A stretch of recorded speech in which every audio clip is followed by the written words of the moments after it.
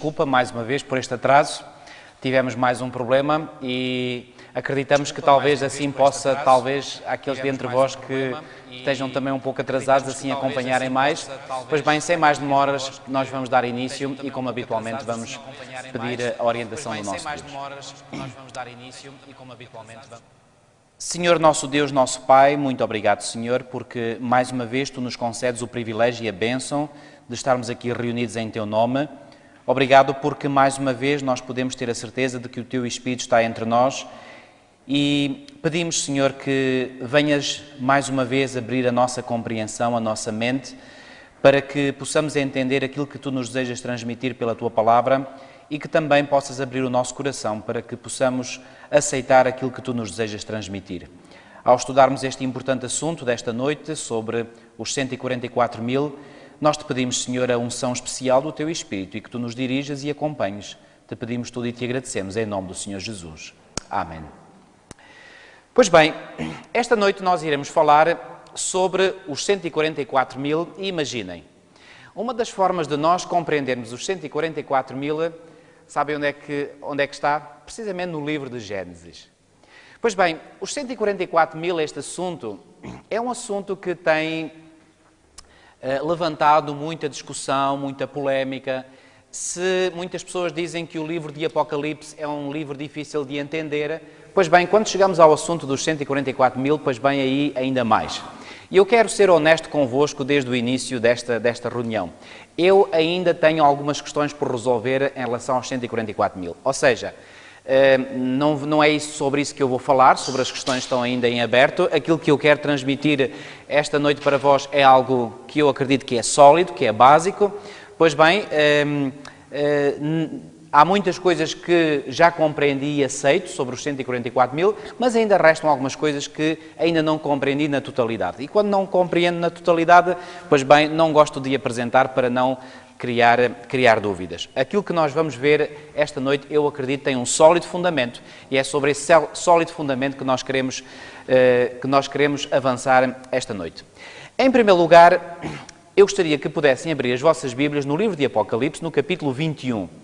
Livro de Apocalipse, no capítulo 21, e vamos ler os versículos 10 a 13. Apocalipse, capítulo 21 e versículos 10 a 13.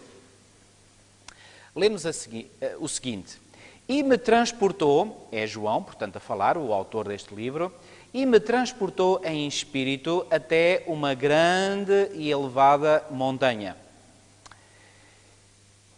E me mostrou a santa cidade, Jerusalém, que descia do céu da parte de Deus, a qual tem a glória de Deus. O seu fulgor era semelhante a uma pedra preciosíssima, como pedra de jaspe cristalina. Tinha grande e alta muralha, 12 portas, e junto às portas, 12 anjos. Eu quero que fixem este pormenor. Portanto, esta cidade tinha uma grande e alta muralha, 12 portas, junto às portas, 12 anjos. E sobre elas, nomes inscritos, que são os nomes das 12 tribos dos filhos de Israel. Versículo 13. 3 portas se achavam a leste, 3 ao norte, 3 ao sul e 3 ao oeste. Pois bem, faz-nos aqui uma descrição desta nova cidade, da Nova Jerusalém, e diz-nos que esta nova cidade, a Nova Jerusalém, portanto, tem uma alta e grande muralha e que tem também, portanto, 12 portas. E junto às portas, 12 anjos. E depois diz-nos também que sobre essas portas estão nomes inscritos.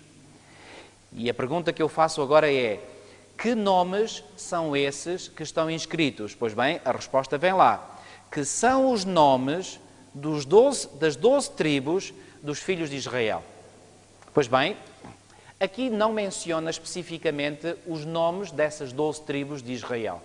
Mas nós encontramos, no livro de Apocalipse, precisamente os nomes destas 12 tribos. E o nome destas 12 tribos está ligado precisamente ao assunto dos 144 mil. Ora, venham comigo a Apocalipse capítulo 7. Apocalipse capítulo 7. E vamos ler os versículos 1 a 3. Apocalipse capítulo 7 e versículos 1 a 3. Diz assim: Depois disto vi 4 anjos em pé nos 4 cantos da terra, conservando seguros os 4 ventos da terra. Já vimos que ventos significa guerras, contendas. Por exemplo, os 4 animais que Daniel viu em Daniel 7, naquela visão que ele escreve no capítulo 7. Pois bem, esses animais surgiram de onde? Surgiram do mar, mas diz que havia ventos. Portanto, os ventos são sinal de contenda, de guerras, de tumultos. Para que nenhum vento soprasse sobre a terra, nem sobre o mar, nem sobre árvore alguma. Versículo 2. Vi outro anjo que subia do nascente do sol, tendo o selo do Deus vivo, e clamou em grande voz aos 4 anjos, àqueles aos quais fora dado fazer dano à terra e ao mar, dizendo: não danifiqueis nem a terra nem o mar, nem as árvores, até selarmos na fronte os servos do nosso Deus. E podemos ler até o versículo 8. Então ouvi o número dos que foram selados, que era 144.000 de todas as tribos dos filhos de Israel. Reparem que aqui é a mesma expressão que nós encontramos lá em Apocalipse, no capítulo 21 e no versículo 12. Lá fala, reparem, lá fala nas 12 tribos dos filhos de Israel. E aqui também diz, portanto, de todas as tribos dos filhos de Israel. Só que agora aqui vêm mencionados os nomes específicos. Reparem, a partir do versículo 5. Da tribo de Judá foram selados 12.000. Esta é a primeira tribo aqui mencionada. Da tribo de Ruben, segunda tribo, 12.000. Da tribo de Gade, terceira, 12.000. Da tribo de Azer, quarta, 12.000. Da tribo de Naftali, 5, 12.000. Da tribo de Manassés, 6, 12.000. Da tribo de Simeão, 7, 12.000. Da tribo de Levi, 8, 12.000.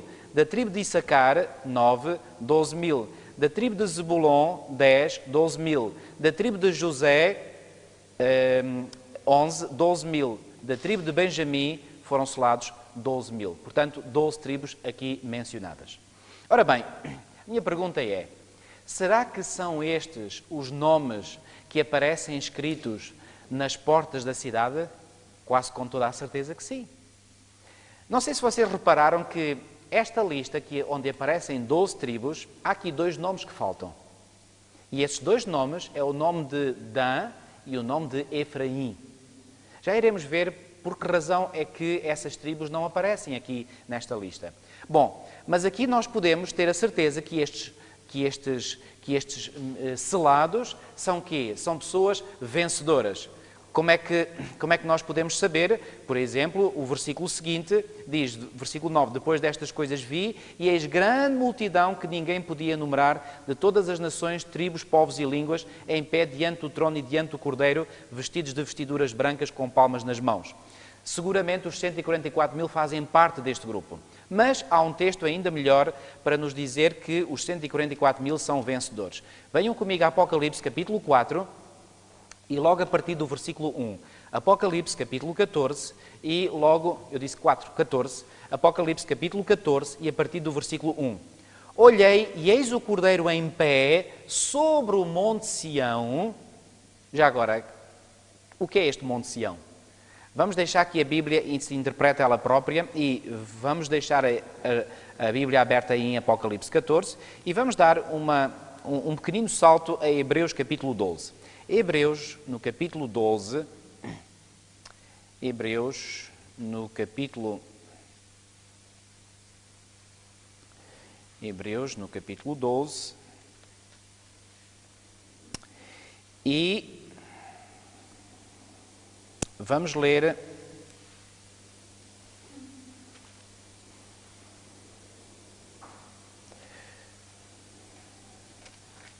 peço desculpa. Exato, 22. Estava à procura do versículo. Hebreus capítulo 12 e versículo 22. Mas tendo chegado ao Monte Sião, é o mesmo Monte Sião que vem mencionado em Apocalipse 14, 1? Seguramente. Mas tendo chegado ao Monte Sião e à cidade do Deus vivo, a Jerusalém celestial. Estamos a falar do mesmo aspecto? Ou seja, João vê o Cordeiro em pé sobre o Monte Sião, e já vimos que o Monte Sião é o quê? Já agora vamos ler o resto do versículo. Mas tendo chegado ao Monte Sião e à cidade de Deus vivo, a Jerusalém celestial, não é a Jerusalém terrena, Jerusalém celestial, e a incontáveis hostes de anjos e à universal assembleia. Eu quero que ponhamos em conjunto estes versículos. A Nova Jerusalém, segundo nos diz Apocalipse capítulo 21, tem, portanto, uma alta e grande muralha. À volta dessa muralha, que seguramente é uma muralha à volta do perímetro da cidade, existem quantas portas? Existem 12 portas. 3 a norte, 3 a leste, 3 a sul, 3 a oeste. Pois bem, nessas portas nos é dito que estão inscritos os nomes das tribos de Israel, das 12 tribos de Israel. E aqui nós vimos que essas 12 tribos de Israel são aquelas tribos mencionadas em Apocalipse 7. E essas 12 tribos de Israel estão relacionadas com os 144 mil. Numa passagem que fala também dos 144 mil, diz que eles estão no Monte Sião. E Hebreus diz que o Monte Sião é a Nova Jerusalém. Bate tudo certo? Absolutamente. Então reparem, vamos voltar a Apocalipse 14.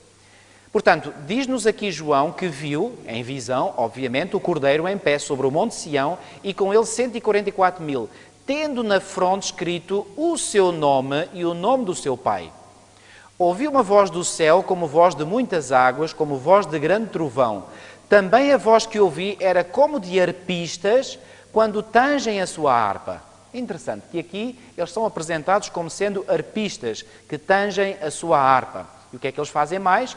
Entoavam um novo cântico diante do trono, diante dos 4 seres viventes e dos anciãos, e ninguém pôde aprender o cântico, senão os 144 mil que foram comprados da terra. São estes os que não se macularam com mulheres, porque são castos. São eles os seguidores do Cordeiro para onde quer que vá. São os que foram redimidos dentre os homens, primícias para Deus e para o Cordeiro. E não se achou mentira na sua boca, não tem mácula. Onde é que João viu os 144 mil? Viu-os no Monte Sião. O que é que significa o Monte Sião? A Jerusalém Celestial. A propósito, deixem-me fazer aqui um pequenino reparo. Na cidade de Jerusalém terrestre também havia o Monte Sião. Muitas vezes confunde-se Jerusalém com o Monte Sião. O Monte Sião fazia parte de Jerusalém, mas não era igual a Jerusalém. O Monte Sião era o local onde estava o templo. Porquê? Porque aí esse Monte Sião, portanto, era símbolo, aliás, Monte Sião é símbolo da morada de Deus. E porquê que em Jerusalém, na Jerusalém terrena, onde estava o templo era chamado Monte Sião, porque era ali que Deus fazia sentir presente, através daquela nuvem, a Shekinah, a famosa Shekinah, que manifestava a presença de Deus. Portanto, o Monte Sião era, portanto, na Jerusalém terrestre, uma parte da cidade de Jerusalém, onde estava o templo, onde estava a presença de Deus, onde Deus habitava com o seu povo. Lembram-se que quando foi para construir o tabernáculo no deserto, em Êxodo, no capítulo 25, Deus disse a Moisés: far-me-ão um santuário para que eu possa quê? Habitar no meio deles. Então, na Jerusalém terrestre nós temos a cidade de Jerusalém e numa parte da cidade de Jerusalém temos o Monte Sião, onde Deus habitava. Na Jerusalém celestial, seguramente numa parte da Jerusalém celestial temos o quê? Temos o Monte Sião, onde Deus habita. E João viu que aí, nesse mesmo local onde Deus habita, estavam os 144 mil. Ora, estes 144 mil têm que ser então o quê? Têm que ser vencedores. Agora a pergunta que se coloca é: quem são estes 144 mil? Bom, uma das características é que são vencedores. E como é que eles foram vencedores? Bom, venham ver comigo, por exemplo, um texto em Apocalipse, no capítulo 12, e aqui em Apocalipse, no capítulo 12, reparem o que é que nos é dito. Apocalipse, capítulo 12, e no versículo 11. Diz assim: eles, pois, o venceram por causa do sangue do Cordeiro e por causa da palavra do testemunho que deram, e mesmo em face da morte não amaram a própria vida. Como é que o livro do Apocalipse relaciona a vitória daqueles que são vencedores? Relaciona com o quê? Com o sangue do Cordeiro. Venham ver um outro texto em Apocalipse, no capítulo 2, Apocalipse, no capítulo 2 e no versículo 7. Eu quero aqui falar, portanto, do que é que dá a vitória aos vencedores. Apocalipse, capítulo 2 e versículo 7. Quem tem ouvidos, ouça o que o Espírito diz às igrejas. Ao vencedor, dar-lhe-ei que se alimente da árvore da vida que se encontra no paraíso de Deus. Qual é a possibilidade que é dada ao vencedor? De quê? De se alimentar da árvore da vida que se encontra no paraíso de Deus. A propósito, relacionando isto com o que nós vimos no início, onde é que estava a árvore da vida? Onde é que estava a árvore da vida? Pois bem, estava lá no jardim do Éden. E Adão e Eva podiam e deviam comer dessa árvore para quê? Lembram-se que eu dei aquela imagem para recarregar as suas baterias? E quando eles foram expulsos do jardim do Éden, pois bem, foi-lhes vedado o acesso para que não mais comessem da árvore da vida. Pois bem, uma outra descrição sobre aqueles que são vencedores está em Apocalipse, no capítulo 21, Apocalipse, no capítulo 21, e no versículo 7, diz assim: o vencedor herdará estas coisas, e eu lhe serei Deus, e ele me será filho. E agora reparem o que diz o versículo 8. Quanto, porém, aos covardes, aos incrédulos, aos abomináveis, aos assassinos, aos impuros, aos feiticeiros, aos idólatras e a todos os mentirosos, a parte que lhes cabe será no lago que arde com fogo e enxofre, a saber, a segunda morte.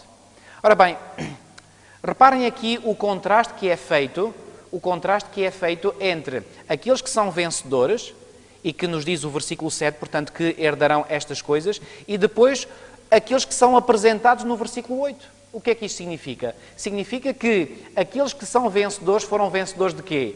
Foram vencedores das coisas que aqueles mencionados no versículo 8 não foram vencedores. Ou seja, e repare, o que é que o versículo 8 refere? O versículo 8 refere, portanto, aqui, por exemplo, fala aqui nos abomináveis, nos assassinos, nos impuros, nos feiticeiros, nos idólatras. São estas pessoas que guardam os mandamentos de Deus? Ou são pessoas que quebram os mandamentos de Deus? São pessoas que quebram os mandamentos de Deus.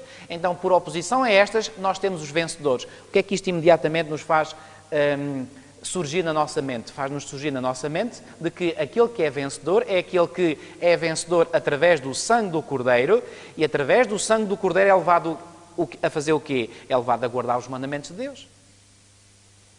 Bom, vamos voltar à questão dos 144 mil. Já vimos que eles são então vencedores. E são vencedores porquê? Porque um dia vão se encontrar no Monte Sião. Ora, se estão no Monte Sião, no próprio lugar da habitação de Deus, é porque foram vencedores. Porque aqueles que não são vencedores não têm acesso. Reparem que no versículo 14 de Apocalipse 22, 14, diz assim: bem-aventurados aqueles que lavam as suas vestiduras no sangue do Cordeiro. Eu disse-vos que há outras versões que dizem bem-aventurados os que guardam os mandamentos de Deus. Na realidade, estas duas noções estão no livro do Apocalipse, como nós acabámos de ver. Portanto, e são duas noções que estão interligadas. Embora eu já vos tenha mostrado que aqui, no contexto específico desta passagem de Apocalipse 22, 14, fará talvez mais sentido dizer os que guardam os mandamentos de Deus, porque Adão e Eva foram expulsos do jardim porque quebraram os mandamentos de Deus. Por quebrarem os mandamentos de Deus, foram expulsos do jardim. Ao serem expulsos do jardim, foi-lhes vedado o acesso à árvore da vida. Agora, no tempo do fim, aqueles que guardam os mandamentos, por guardarem os mandamentos de Deus, têm acesso à cidade e têm acesso à árvore da vida. Porque reparem o que diz aqui: bem-aventurados aqueles que lavam as suas vestiduras no sangue do Cordeiro, para que lhes assista o direito à árvore da vida e entrem quê? Aonde? Na cidade pelas portas. E reparem o que diz o versículo 15: fora ficam os cães, os feiticeiros, os impuros, os assassinos, os idólatras e todo aquele que ama e pratica a mentira. E deixem-me ainda referir uma vez mais que estas duas noções de lavar as suas vestiduras no sangue do Cordeiro e de guardar os mandamentos de Deus estão totalmente interligadas. Porque aqueles que guardam os mandamentos de Deus só o podem fazer se, em primeiro lugar, eles lavaram as suas vestiduras no sangue do Cordeiro. Se eles foram justificados no sangue do Cordeiro. E é essa justificação que lhes deu a mudança de coração que os habilita assim a guardar os mandamentos de Deus. Portanto, não pode haver guardadores dos mandamentos de Deus em pessoas que não lavaram as suas vestiduras no sangue do Cordeiro. É simplesmente impossível. Da mesma maneira, aqueles que lavaram as suas vestiduras no sangue do Cordeiro, a consequência natural de eles terem feito isso é fazerem o quê? É guardar os mandamentos de Deus. Portanto, estas duas noções estão intimamente ligadas uma à outra.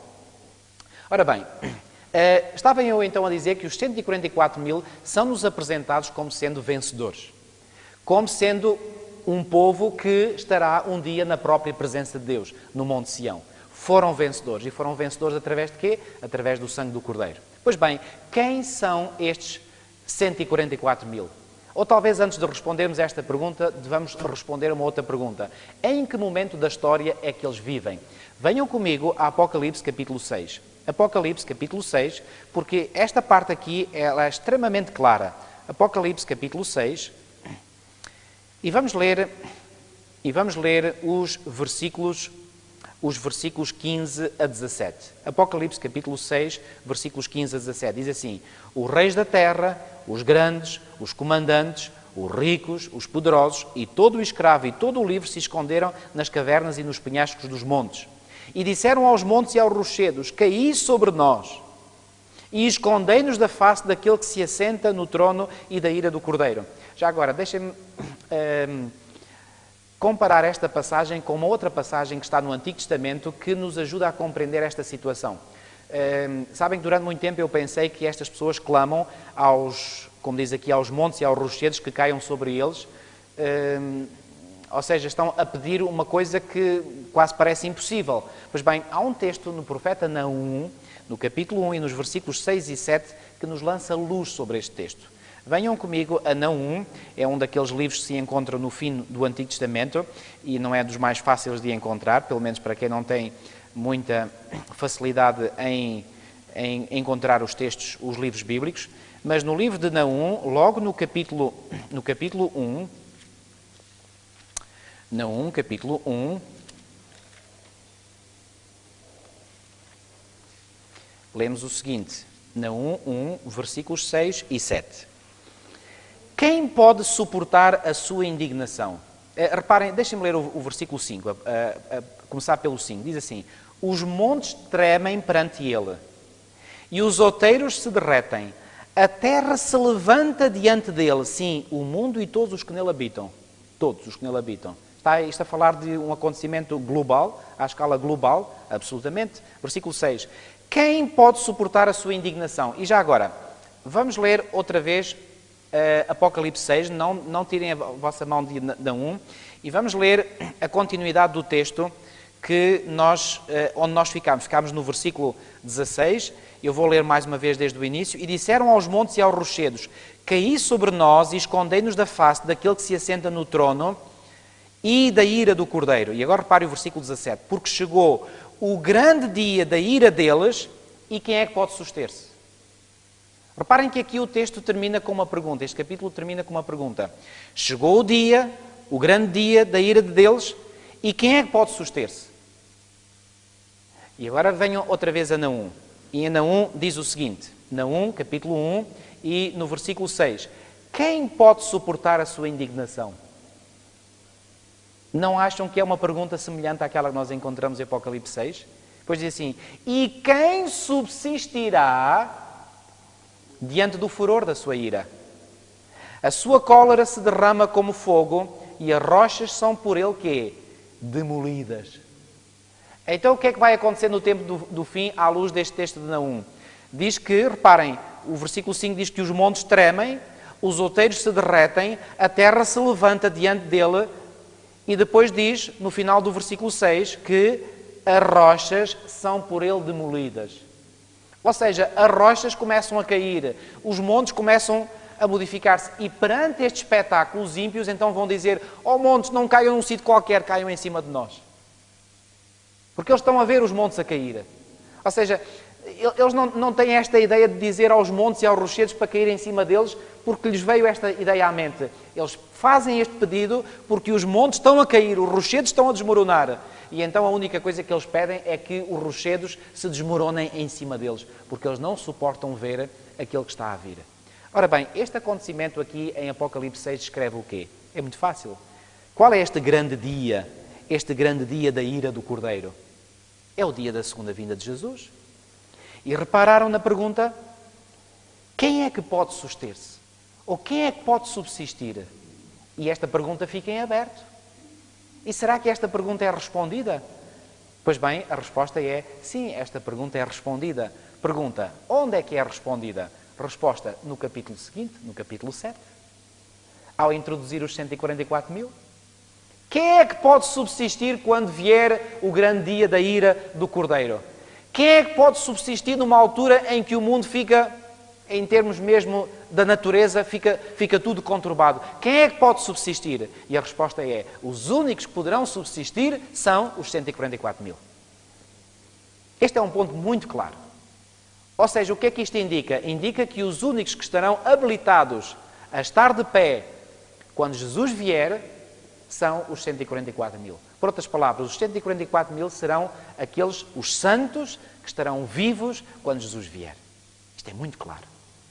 Bom, agora uma pergunta é, então, mas aqueles que estarão vivos quando Jesus vier, eles são todos israelitas? Porque são 12 mil de uma tribo, 12 mil de outra, e nós contámos aqui, lembram-se? Eram 12 tribos. E estas tribos têm os nomes das tribos originais, das tribos, portanto, do povo de Israel. Pergunto, são só israelitas aqueles que se salvam?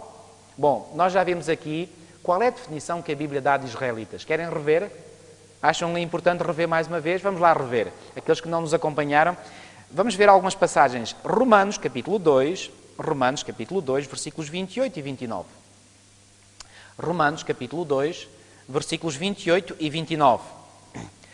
Porque não é judeu quem o é apenas exteriormente, nem é circuncisão a que é somente na carne, porém judeu é aquele que o é interiormente, e circuncisão a que é do coração, no espírito, não segundo a letra, e cujo louvor não procede dos homens, mas de Deus.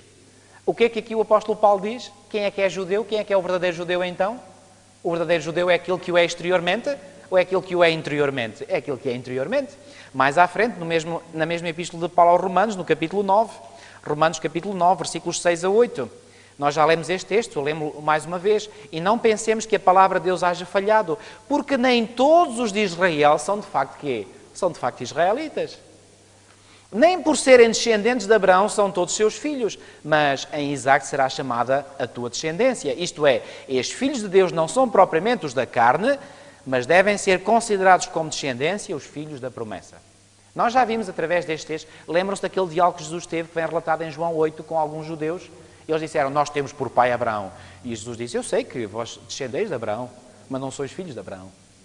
E depois Jesus tem a coragem de lhes dizer de quem eles eram filhos. E quando lhes disse que eles eram filhos do diabo, isso aí ficou duro. Mas foi o que Jesus lhes disse, que eles eram filhos do diabo. Não eram filhos de Deus, não eram filhos de Abraão. Eram descendentes de Abraão, sim, mas não eram filhos de Abraão.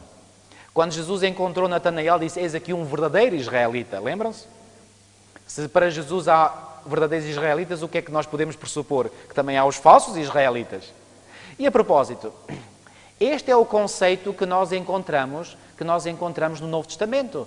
Mas querem saber que no Antigo Testamento o verdadeiro israelita é também aquele que o é espiritualmente?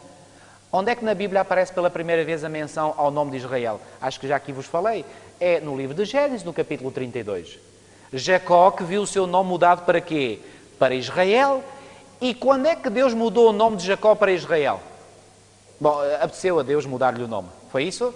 Não, depois de Jacó ter vivido o quê? Ter vivido uma experiência profundamente espiritual, experiência essa que o levou a dizer, vi Deus face a face e a minha vida foi salva. O que é que Jacó quis dizer com isso? A minha vida foi salva. É que naquele momento, e só naquele momento, Jacó experimentou a experiência da salvação. Naquele momento, Jacó foi um homem convertido, porque viveu a experiência da conversão, porque lutou com Deus e disse, não te deixarei ir se me não abençoares. E quando realmente ele recebeu a garantia de que o Senhor o abençoava, apesar dos seus pecados que estavam a fazer com que o seu irmão viesse ao seu encontro com 400 homens, então quando ele se arrependeu profundamente e confessou e lutou com Deus, então aí ele foi transformado num novo homem. E para mostrar que agora este Jacó era um novo homem, então Deus disse, olha Jacó, não convém agora mais teres esse nome, porque o nome Jacó significa enganador. Tu agora já não vais ser mais um enganador. Tu viveste a experiência da salvação. Então agora não vais mais ser chamado pelo nome de Jacó. O teu nome a partir de agora vai ser Israel, que quer dizer príncipe com Deus, ou príncipe de Deus. Estão a ver então quando é que o nome Israel foi dado pela primeira vez? Foi dado a quem? A um homem que viveu uma experiência genuína de conversão. Desde o início. Portanto, não é só no Novo Testamento que os verdadeiros israelitas são aqueles que vivem uma experiência de conversão com Deus. Foi assim desde o princípio. Todos os verdadeiros israelitas, e estou a usar a própria definição de Jesus, todos os verdadeiros israelitas são aqueles que vivem uma experiência semelhante àquela que Jacó viveu. Esses são os verdadeiros israelitas. Então, à luz desta verdade bíblica, quem vocês acham que são os 144 mil? São israelitas carnais? Espirituais, exatamente. E esses israelitas espirituais podem vir um pouco de todo lado? Paulo falou para quem? Para os romanos. Quem eram os romanos? Os romanos eram pagãos relativamente aos judeus. Quando ele falou para os Gálatas, lembram-se o que é que ele disse aos Gálatas? Venham ver comigo esse texto, Gálatas capítulo 3. Já vimos, vamos ver outra vez. Gálatas capítulo 3, versículo 29. Diz assim: e se sois de Cristo, também sois que? Descendentes de Abraão e herdeiros segundo a promessa. Sabem que no livro do Apocalipse, por exemplo, fala daqueles que são da sinagoga de Satanás, que dizem que são judeus e não o são? O que é que acham que essa linguagem do livro do Apocalipse quer dizer? Pessoas que dizem que são judeus e não são. São pessoas que se querem fazer passar por crentes, mas na realidade não são. Não são crentes genuínos, são crentes falsos. À luz de Jesus há crentes falsos? Pois há, porque Jesus um dia, ele disse, Mateus 7, 21 a 23, que um dia ele virá, ele diz, nem todo o que me diz Senhor, Senhor entrará no reino dos céus, mas aquele que quê? Aquele que faz a vontade do meu Pai que está nos céus. Muitos me dirão naquele dia, Senhor, Senhor, não fizemos milagres em Teu nome, não expelimos demónios em Teu nome, não fizemos muitas coisas em Teu nome. Quem são esses? Cristãos genuínos, cristãos verdadeiros? Não, porque se fossem cristãos genuínos, o Senhor não diria, apartai-vos de mim que não vos conheço, vós praticais iniquidade. Esses são os falsos israelitas e há os verdadeiros israelitas. Então, estes aqui que são vencedores e que um dia vão estar sobre o Monte Sião, são quê? São vencedores? Claro que sim, são vencedores. Mas são israelitas no sentido espiritual, como sempre foi desde o início, desde Jacó. Bom, minha pergunta agora é a seguinte. Repararam há bocadinho num pormenor muito interessante que nós encontramos em Apocalipse 22? Apocalipse capítulo 22. Mas antes de lermos este versículo, eu gostaria de vos pôr uma pergunta. Uma vez que a Nova Jerusalém tem 12 portas, não é? Nós vimos, lembram-se? Tem 12 portas, 3 em cada um dos 4 pontos cardeais.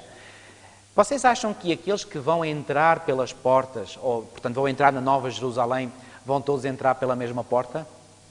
Se há 12 portas, acham que vai tudo a monte, desculpem a expressão, vai tudo a monte entrando só por uma porta? Ou será que entram pelas várias portas? Venham comigo ver novamente este texto de Apocalipse 22, 14.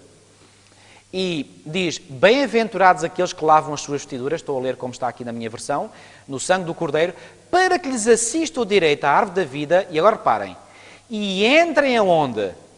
Entrem na cidade pelas portas, plural. Então, aqueles que vão entrar na Nova Jerusalém vão entrar só por uma porta? Não, pelas portas. Quais portas? Todas as portas. Agora vocês perguntarão, então, mas quem é que vai entrar na porta... Vamos imaginar que as portas estão numeradas, 1 a 12. Como é que nós sabemos? Se eu for um candidato, se eu um dia entrar na Nova Jerusalém, espero que sim, pela graça do Senhor, assim como vós, em qual porta é que eu vou entrar? Na porta número 1? Na porta número 7? Na número 12? É que, reparem, as portas também não estão livres. Ou seja, não estão abertas de par em par e estão ali livres, não há ali ninguém. Não, é que nós vimos há bocadinho em Apocalipse 21 e no versículo 12 que junto às portas estão 12 anjos. Minha pergunta é, o que é que acham que os 12 anjos estão ali a fazer? A controlar a entrada? Certamente. E fazendo o quê? Talvez controlando a identidade de cada um daqueles que entra pelas portas. Que identidade? Também não são todos remidos? Não têm todos direito à árvore da vida? Eu penso que aqui, é precisamente aqui, que o livro de Gênesis nos dá uma explicação interessante. Vamos então ao livro de Gênesis, para nós compreendermos melhor este assunto dos 144 mil. Livro de Gênesis, no capítulo 49, aqui antes de Jacó, aqui já chamado Israel, antes de ele morrer, ele chamou os seus filhos para junto de si. E fez algumas declarações sobre o que iria acontecer. Mas eu gostaria de começar no versículo 1, onde diz o seguinte: depois chamou Jacó a seus filhos e disse, ajuntai-vos, e eu vos farei saber o que vos há de acontecer quando? O que é que diz a vossa versão? Nos derradeiros dias. Bom, aqui a minha versão diz nos dias vindouros. Não é a tradução mais correta. Diz que nos dias nos derradeiros dias. O que é os derradeiros dias? Nos últimos dias. Eu pergunto, os filhos de Jacó iam estar vivos até aos últimos dias? Até aos derradeiros dias? Não. Então o que é que isto pressupõe? Pressupõe que há aqui uma profecia. E Jacó, ao mencionar os traços de caráter destes seus filhos, estava, por assim dizer, a fazer uma profecia daqueles que iriam viver nos derradeiros dias. E ele agora aqui menciona traços de personalidade. E nós encontramos diferentes traços de personalidade nestes filhos de Jacó. Eu lembro que aqui há uns anos atrás, era eu jovem, e houve uma moda na nossa igreja de se analisar ver se a pessoa tinha mais um perfil de personalidade, ou outro perfil. Havia um livro que era vendido na altura pela publicadora, chamada Publicadora Atlântico, que tinha lá, portanto, o perfil das 4 personalidades base. Era o colérico, o sanguíneo, o fleumático e o melancólico. Lembram-se? Pois bem, deixem-me dizer-vos que não há 4 personalidades básicas.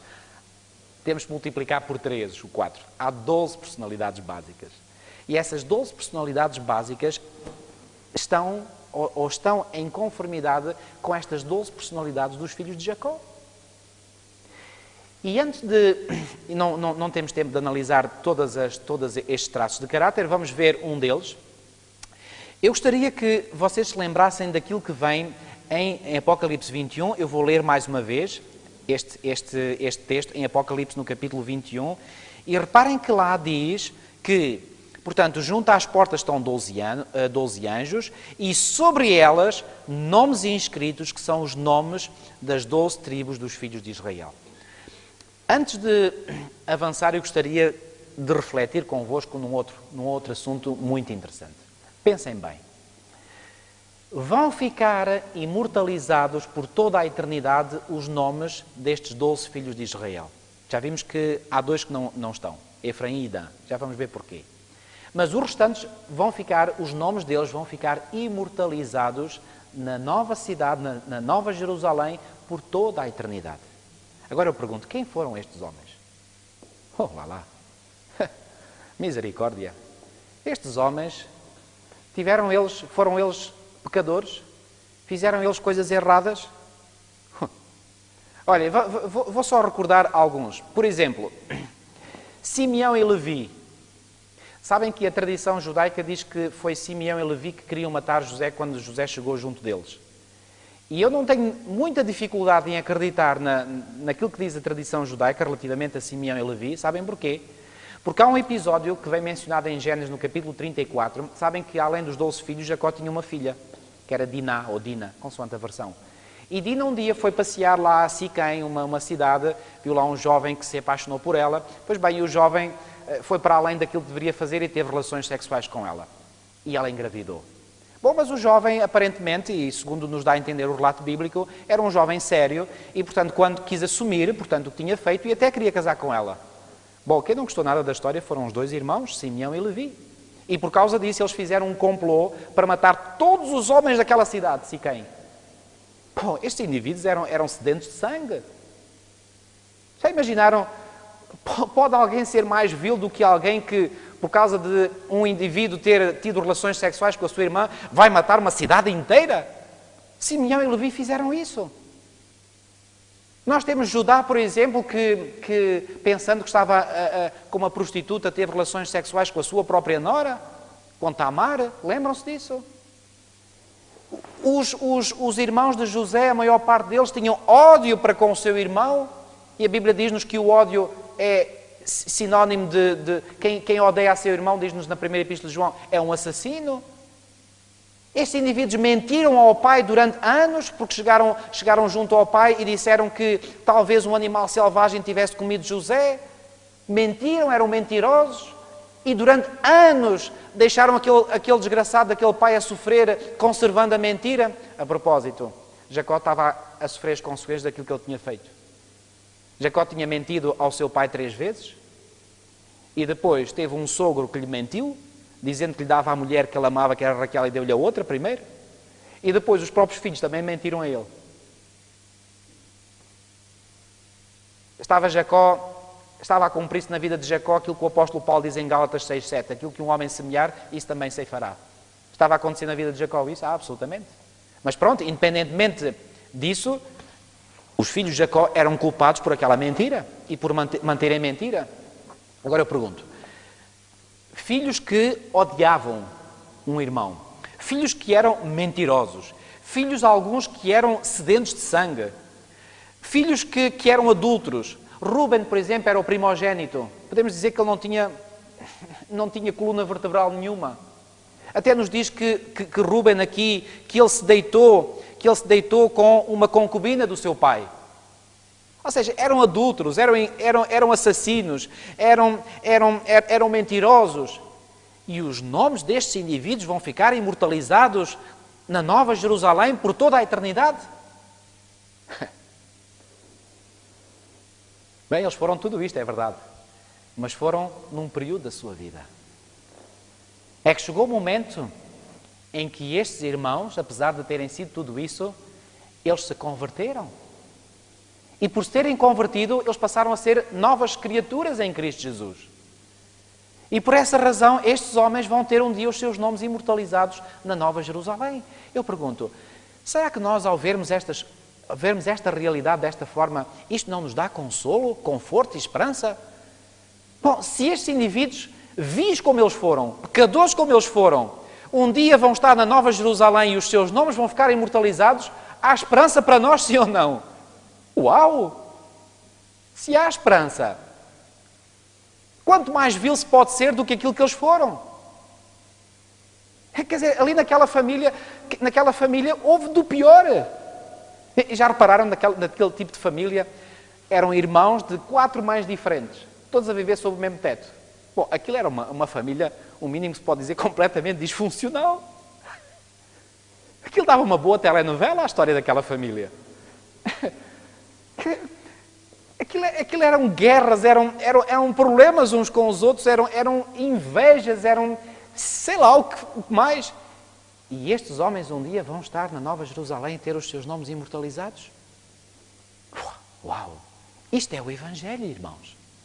Isto é o Evangelho. Estes homens, apesar de terem sido vis, apesar de terem sido pecadores, apesar de terem cometido os mais torpes pecados que existem debaixo do sol, estes homens foram perdoados e foram purificados pelo sangue do Cordeiro. Não há esperança para nós? Quando Paulo diz, por exemplo, que ele é o principal dos pecadores, o que é que ele queria dizer com isso? É como se ele estivesse a dizer, irmãos, todos aqueles que estáis a ler a minha carta, pensem nisto. Se eu, o principal dos pecadores, pude ser salvo pela graça do Senhor, quanto mais vós. Isto não nos dá esperança? Bom, eu digo, se isto não vos dá esperança, não sei o que é que vos pode dar esperança. A mim dá-me, e muita. Agora, porquê que Dan, por exemplo, vamos começar por Efraim. Porquê que Efraim não aparece na lista daqueles que são vencedores? Venham ver comigo um texto, vamos voltar aqui a Gênesis 49. Venham ver comigo um texto que está no livro do profeta Oseias, logo a seguir a Daniel. Oseias. E aqui em Oseias, no capítulo 4 e no versículo 17, é feita uma afirmação muito forte em relação a Efraim. É dito assim, Efraim está entregue aos ídolos. É deixá-lo. Uau! Isto é uma afirmação muito forte. O que é que aconteceu com Efraim? Efraim mergulhou completamente na idolatria. E mergulhou de tal modo na idolatria que finalmente o Senhor faz esta declaração.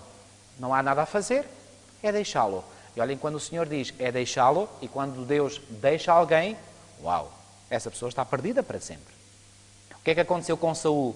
De quem nos é dito em 1 Samuel 16:14 que o Espírito do Senhor se retirou. Por outras palavras, o Espírito do Senhor o deixou. A partir do momento em que o Espírito do Senhor o deixou, o que é que aconteceu a Saul? Estava perdido? Para sempre? Então o que é que aconteceu a Efraim? Perdeu-se por se ter entregue à idolatria. E olhem que a idolatria não é só adorar ídolos feitos de pedra ou de madeira. A idolatria é sobretudo nós adorarmos o nosso eu. Foi assim que Lúcifer caiu, lembram-se? E em relação a Adão? Venham comigo outra vez a Gênesis 49 e vamos ler os versículos 16 e 17. Diz assim, Dan julgará o seu povo. Dan ia ser juiz. Se vai julgar, ia ser juiz. Aliás, sabem que Dan quer dizer isso mesmo, juiz. Por exemplo, Daniel, o nome Daniel, sabe o que quer dizer? É uma combinação de duas palavras hebraicas. Dan quer dizer juiz e El, que é o prefixo de Elohim. Então o que é que se quer dizer? El, Deus, é o meu juiz. Daniel, que é o que quer dizer. Deus é o meu juiz, porque Dan quer dizer juiz. Então quem era Dan? Era alguém que gostava muito de julgar. E julgar como? Venham continuar a ler comigo. Dan julgará o seu povo como uma das tribos de Israel. Mas agora repare o que diz, o que continua. Se lêssemos só o 16, até podíamos pensar, bom, vai-lhe ser dada a função da magistratura entre Israel. Vai julgar os restantes dos seus irmãos. Não, não é isso que quer dizer. Porque o versículo 17 diz assim, Dan será serpente junto ao caminho. Acham que isto abona a favor de Dan? Não abona nada a favor de Dan. Uma víbora junto à vereda, que morde os talões do cavalo e faz cair o seu cavaleiro por detrás. O que é que isto denota? Qual é a imagem que aquilo que Jacó disse deste seu filho denota? Que ele é como uma víbora, e reparem, imaginem a seguinte cena, o cavaleiro em cima do cavalo, lá vai ele, muito contente, de repente há ali uma víbora escondida, e vem a víbora e dá uma mordidela no talão do cavalo. O cavalo, com aquela mordidela, se calhar fica espantado, e naquele seu movimento faz cair o cavaleiro. Estava o cavaleiro ou o cavalo à espera de que a víbora ali estivesse para morder? Ou seja, isto significa o quê? Que Dan morde pela calada, morde à traição. O que é que isto indica? Um caráter perverso. É alguém que morde à traição e reparem que não é por acaso que diz aqui que será uma serpente. Isto faz lembrar qual serpente? A serpente principal. E sabe o que é que a serpente principal fez? Começou exatamente com a crítica, e essa crítica não era uma crítica aberta, era uma crítica velada. Ou seja, ele andava escondido, andava a propagar mentiras. Nós já vimos que a cauda com que ele arrastou a terça parte dos anjos, a cauda é sinónimo de um falso profeta. Ele andou a vender mentiras, ou seja, andou a espalhar mentiras entre os anjos, mas era de uma forma pela calada, fazia isso pela calada. Dan é exatamente assim. Anda pela calada a dizer mal, a julgar, a criticar. Pessoas com este tipo de personalidade nunca entrarão no reino dos céus. Isto é muito forte. Dan está excluído. Não faz parte da lista. Efraim também não. Efraim por umas razões, Dan por outras. Bom, vai quase dar tudo ao mesmo. Efraim por se ter entregue totalmente à idolatria. Dan por ser aquele estilo que gosta de julgar, mas julgar pela crítica, mas pela crítica que se anda a morder por detrás. Aliás, o apóstolo Paulo até vai usar essa expressão quando ele escreve uma carta e diz: se vós vos mordeis uns aos outros, cuidado para não vos devorardes uns aos outros. Ou seja, todos aqueles que gostam de fazer a crítica, mas uma crítica mordaz, uma crítica em que se julga os outros, porque a pessoa se julga na posição de julgar, ou julga-se no direito de julgar, melhor dito. Pois bem, esses que têm esse tipo de personalidade não entrarão no reino dos céus. Isto é muito forte. Bom,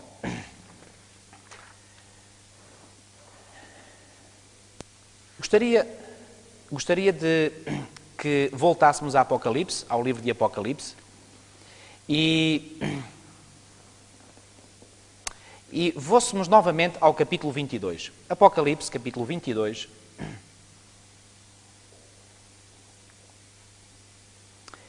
E gostaria que lêssemos novamente o versículo 15. Já lemos, vamos ler novamente. Diz assim: fora ficam os cães, os feiticeiros, os impuros, os assassinos, os idólatras. Estão a ver aqui? Porque é que Efraim fica de fora? Porque ele entregou-se à idolatria, fica de fora. E todo aquele que ama e pratica a mentira. Quem são estes cães? Bom, seguramente não são cães de 4 patas. São cães de 2 patas. Venham comigo a Mateus capítulo 7. Mateus capítulo 7. E vejam se, reparem, aquele texto diz que de fora ficam os idólatras, entre outros. Mas ficam também os cães. Quem são os cães? Mateus capítulo 7. E aqui nós vamos encontrar uma explicação dada pelo próprio Senhor. Mateus capítulo 7. E diz assim no versículo 6: Não deis aos cães o que é santo, nem lanceis ante os porcos as vossas pérolas, para que não as pisem com os pés e, voltando-se, vos dilacerem. Pergunto, quem são estes cães e estes porcos de que Jesus falou? Estou a usar as palavras que Jesus usou. Quem são estes cães e estes porcos? Animais de 4 patas? Não. Já repararam em que contexto é que isto aparece? Venham ler comigo os primeiros 5 versículos, ou seja, os versículos que precedem este versículo. Não julgueis para que não sejais julgados. A propósito, Dan fazia o quê? Julgava. Versículo 2. Pois com o critério com que julgardes sereis julgados, e com a medida com que tiverdes medido, vos medirão também. Porque vês tu o argueiro no olho do teu irmão, porém não reparas na trave que está no teu próprio. Dan fazia isto? Fazia. Versículo 4. Ou como dirás a teu irmão, deixa-me tirar o argueiro do teu olho, quando tens a trave no teu? Hipócrita, tira primeiro a trave do teu olho, e então verás claramente para tirar o argueiro do olho do teu irmão. E depois logo a seguir diz, não deis aos cães o que é santo, nem lanceis ante os porcos as vossas pérolas. Acham que há alguma relação entre aquilo que Jesus disse dos cães e dos porcos e aquilo que tinha dito antes, ou não há nenhuma relação? Jesus faz aqui um ponto final parágrafo e depois inicia um novo discurso. Ou acham que as coisas estão ligadas? Estão ligadas. Quem são estes cães? Os cães são aqueles que gostam da crítica mordaz, da crítica em que conseguem ver todos os argueiros nos outros, mas não veem as traves que estão neles próprios. Todos estes, isto é muito forte, irmãos. Eu volto a repetir, todos aqueles que têm um caráter, ou melhor, falta dele, uma personalidade semelhante a Dan, não entrarão no reino dos céus, porque a Bíblia diz que fora ficam os cães. E os cães, à luz do que Jesus disse, são aqueles que julgam, aqueles que gostam de andar sempre a identificar os argueiros, as falhas que há na igreja, que há no irmão B, A, B ou C, mas que não veem as falhas que estão neles. Há críticos da igreja? Oh, meu amigo. Há pessoas que gostam de ver o que é que está mal na igreja? A propósito, há coisas más na igreja? Claro que há. E sabem, as coisas más que há na igreja também eu sou responsável, porque eu ainda tenho coisas más também. Ou seja, temos que ser extremamente prudentes e não ter esta atitude de julgar. Porque Dan julgava, mas julgava como? Colocando-se numa posição de serpente que dá umas mordidelas de vez em quando. E essas mordidelas não é para ajudar, é para espantar o cavalo e o cavaleiro e cai tudo. São críticas destrutivas. Nós podemos identificar certas faltas que os nossos irmãos têm, mas se ao identificarmos essas faltas formos no Espírito de Cristo falar com Ele, pois bem, aí estamos a fazer o trabalho que o Senhor quer. Ora, venham confirmar aquilo que eu acabei de dizer. Gálatas, no capítulo 6, e no versículos 1 a 3, diz assim: Irmãos, se alguém for surpreendido em alguma falta... É possível um irmão ser surpreendido numa falta à luz deste versículo? Claro que é. Irmãos, se alguém for surpreendido em alguma falta, vós que sois espirituais, corrigi-o como? Com espírito de brandura. Ou com mansidão, exatamente. E guarda-te para que não sejas também quê? Também tentado. Então, vós que sois espirituais, como é que devemos fazer? Corrigir com espírito de mansidão, com espírito de brandura. O que pressupõe que se nós não temos um espírito de brandura para corrigir aquilo que nós surpreendemos de uma falta, não somos quê? Não somos espirituais? E agora reparem o que diz o versículo 2. Versículo 2. Levai as cargas uns dos outros e assim cumprireis a lei de Cristo. Acham que o versículo 2, uma vez mais pergunto, acham que o versículo 2 tem alguma coisa a ver com o versículo 1? Ou seja, na medida em que eu sou espiritual e que eu vou junto de um irmão em quem eu vi uma falta, mas eu vou com um espírito de mansidão, com um espírito de brandura, não para o criticar, não para o deitar abaixo, como faz a serpente com o cavaleiro, não para o deitar abaixo, mas para o encorajar a que ele, na graça e na força do Senhor, possa ganhar novo ânimo e ser vencedor. Se eu fizer isso, eu estou a levar as cargas uns dos outros. E estou a cumprir a lei de Cristo. E agora repare o que diz o versículo 3. Porque se alguém julga... É interessante que o apóstolo Paulo aqui diz julga. O que é que fazia Dan? Julgava. Porque se alguém julga ser alguma coisa, sendo alguma coisa, é isso que lá diz? não sendo nada. Porque se alguém julga ser alguma coisa não sendo nada, assim mesmo que assim mesmo se engana. Mas prove cada um o seu labor e então terá motivo de gloriar-se unicamente em si e não em outro, porque cada um levará o seu próprio fardo. Meus amigos, compreenderam claramente porque é que estes dois não vão estar no reino dos céus, não vão ser vencedores? Um porque se entregou totalmente à idolatria e outro porque se encontrou à crítica mordaz, à crítica destrutiva, à crítica pelo prazer da crítica, porque se ele acha na posição de juiz. E se acha na posição de juiz, e se a Bíblia nos diz que só há um juiz que é Deus, o que é que ele está a demonstrar por isso? Quer estar no lugar de quem? No lugar de Deus. E o que é que aconteceu ao primeiro no universo que quis ficar no lugar de Deus? Quer ser semelhante ao Altíssimo. Estão a ver porque é que fica muito bem o termo serpente aplicado a Adão? Porque ele quer julgar, mas ao querer julgar quer estar no lugar de quem? No lugar de Deus. E aquele que quis estar no lugar de Deus, o que é que lhe aconteceu? Tornou-se na serpente. Estão a ver o paralelismo que há?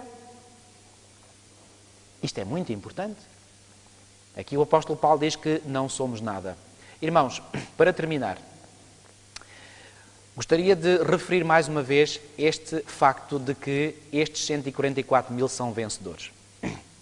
Eu gostaria de mostrar-vos aqui mais uma passagem que está no capítulo 15, ainda não lemos esta, capítulo 15 de Apocalipse, e no versículo 2... E lembram-se há pouco que nós vimos no capítulo 14 que os 144 mil, o que é que eles fazem? Têm umas harpas.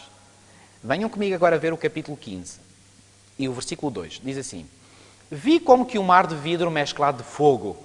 Porquê de fogo? Porque o Senhor próprio é um fogo e a sua glória, como fogo, reflete-se neste mar de vidro. Lembram-se de nós termos visto que Deus é como um fogo? No sentido figurado, obviamente. Porquê? Porque a sua glória é tão grande que parece um fogo. Vi como que o mar de vidro mesclado de fogo, e os vencedores da besta, da sua imagem e do número do seu nome, que se achavam em pé no mar de vidro, tendo o quê? Harpas de Deus. Serão os mesmos que foram descritos no capítulo 14, como, eu vou recordar, versículo 2, do capítulo 14, 2. Ouvi uma voz do céu como voz de muitas águas, como voz de grande trovão. Também a voz que ouvi era como de arpistas quando tangem a sua harpa. Estará Apocalipse 15, 2 a falar do mesmo grupo? Absolutamente. Agora reparem, no capítulo 15 e no versículo 2 diz que eles foram quê? Vencedores de quem? Vencedores da besta, da sua imagem e do número do seu nome. Pergunto, quando é que, durante a história humana, a besta, que nós já identificamos, vai exercer o seu pleno poder e vai impor a sua imagem, a imagem da besta e o número do seu nome? Nos últimos dias. Então não temos aqui uma outra indicação de que estes são um povo que viverá nos últimos dias? Absolutamente. E já agora, nos diz aqui que entoavam o cântico de Moisés, servo de Deus, e o cântico do Cordeiro. Porquê entoavam o cântico de Moisés?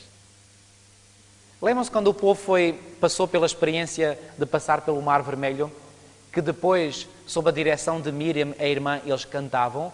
Que cântico foi esse? Foi um cântico de quê? De vitória. E aqui, para simbolizar a sua vitória, eles cantam igualmente um cântico. E o cântico do Cordeiro. Claro, porque é de graças ao Cordeiro que nós temos a vitória. Agora, reparem que no capítulo 14, novamente, eu gostaria de referir uma vez mais, ler uma vez mais este texto, diz assim: são estes os que não se macularam com mulheres porque são castos. Mulheres, sabem que a mulher na Bíblia é assim de quê? Já vimos, de igreja. Ou seja, não se macularam com mulheres. Que tipo de mulheres? Se é para se macular, quer dizer que são mulheres que não são mulheres de bom porte, digamos assim. São mulheres prostitutas. Então são mulheres, ou seja, igrejas que se prostituíram espiritualmente. Ou seja, eles não se contaminaram com as falsas doutrinas de igrejas que não estão no caminho certo, porque são castos. São eles os seguidores do Cordeiro por onde quer que vá. São os que foram redimidos dentre os homens, primícias para Deus e para o Cordeiro.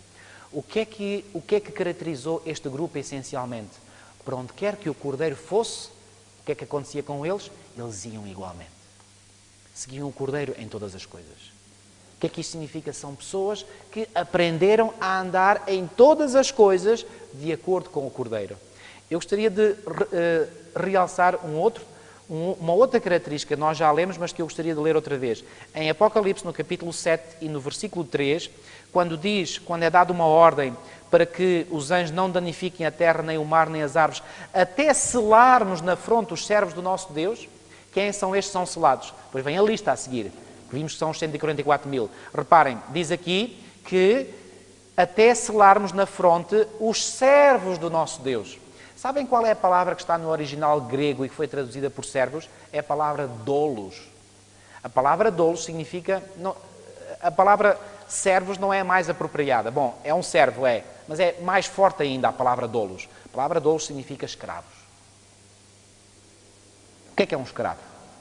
Um escravo é alguém que tem vontade própria ou está totalmente subordinado ao seu senhor? Está totalmente subordinado ao seu senhor. Porquê que estes são chamados escravos? Porque Deus os domina completamente, ou seja, Deus não dá hipótese a eles de fazerem a sua vontade. Porquê que eles são escravos? Eles são escravos porque se entregaram completamente. Renderam a sua vontade à vontade do seu Senhor e Mestre. E disseram, Senhor, aqui estamos, tudo aquilo que Tu queres de nós, nós fazemos. E é nesse sentido que eles se tornaram escravos. Conhece aquela história daquele mercado de escravos? Em que um escravo dizia, eu não vou ser escravo de ninguém. E, entretanto, fez-se a licitação e cada um dava um preço cada vez, porque ele era um escravo de bom aspecto, tinha uma boa complexão física, era alto, etc., pujante. E então todos queriam levar aquele escravo e, sobretudo, queriam levar talvez para lhe dar uma grande lição, ensiná-lo a ser realmente obediente. E, finalmente, há lá um senhor que propõe um preço altíssimo. E ninguém mais conseguiu competir com aquele preço, porque era um preço altíssimo. E o indivíduo estava a dirigir o leilão, mandou-o chamar à plataforma e disse, ok, faça o pagamento, pode levar o escravo. E o escravo dizia, eu não vou servi-lo. E ele dizia, já estava a gritar isto há muito tempo. E depois o senhor quase que não deu importância nenhuma, chegou ali, fez o pagamento, deu aquela grande quantia de dinheiro e depois vira-se para aquele escravo que estava a ser vendido e que ele tinha comprado e diz assim, eu também não quero que tu me sirvas. Eu comprei-te para que tenhas liberdade. A partir deste momento, és um ser livre, podes ir embora. Ele ficou assim a olhar para ele, muito admirado. E ele voltou-lhe a repetir as mesmas palavras. Eu comprei-te para que tenhas liberdade, podes ir embora. E quando ele compreendeu, aquele escravo, que aquele senhor estava a falar a sério, isto foi uma história real. Sabe o que é que aconteceu? Ele pôs-se de joelhos diante daquele homem e disse, meu senhor, eu quero servir para o resto da minha vida. Cristo deu-nos liberdade? Comprou-nos a liberdade por um alto preço? Comprou. E quando nós compreendemos isso e sentimos na nossa vida que Cristo verdadeiramente nos libertou, qual é o sentimento que nós temos? Queremos ser escravos do nosso Senhor. É por isto que os 144 mil são chamados de escravos. Porque eles entregam-se completamente. Não porque o Senhor os tenha forçado a vontade, mas porque eles renderam a vontade ao Senhor. E dizem, Senhor, a partir deste momento, queremos ser teus escravos para o resto das nossas vidas e para sempre. É isto que caracterizará os 144 mil. Que nós possamos ser um desses que estarão nesse grupo vencedor. Amém. Vamos orar. Senhor, nosso Deus, nosso Pai, muito obrigado porque mais uma vez, através da Tua Palavra, Tu falaste às nossas mentes e aos nossos corações. E através da descrição deste grupo vitorioso, nós encontramos lições tão importantes, tão preciosas. Ó Senhor, como é possível que os nomes das 12 tribos de Israel, os nomes dos 12 filhos de Jacó, possam um dia estar imortalizados nas portas da Nova Jerusalém por toda a eternidade, quando estes homens foram tão corruptos, tão vis, tão pecadores? Ó Senhor, não é difícil de compreender isto, porque graças ao Teu imenso sacrifício, ao sacrifício de Jesus na cruz do Calvário, ao derramamento do Teu sangue, que foi o sangue que nos pode remir do pecado, estes homens encontraram a libertação. Libertação essa que cada um de nós pode igualmente encontrar. Ó Senhor, que Tu faças de cada um de nós também vencedores, como foram vencedores esses filhos de Jacó. Ó Senhor, que pelo Teu precioso sangue nós possamos lavar as nossas vestes, possamos ser purificados pelo Teu sangue precioso, possamos receber de Ti um novo coração, algo que nós não conseguimos fazer por nós próprios. Possamos receber de Ti a promessa do Teu Espírito, para nos habilitar, para nos capacitar a vivermos uma vida de obediência à Tua vontade. Ajuda-nos, Senhor, a ter a certeza que em Ti é possível nós sermos vencedores. Ó Senhor, ajuda-nos a acreditar que em Ti, tal como disse o apóstolo Paulo, posso todas as coisas naquele que me fortalece. Ajuda-nos a acreditar que em Ti e em Ti apenas nós podemos e devemos ser vencedores.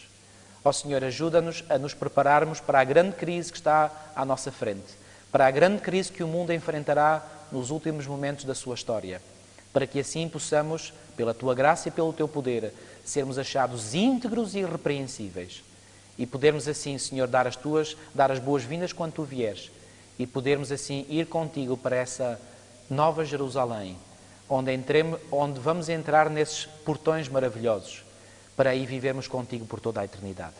Dá-nos, pois, Senhor, essa vitória, pelo Teu poder e nos Teus méritos. Te pedimos tudo e Te agradecemos, no precioso e santo nome de Jesus, o nosso Salvador. Amém.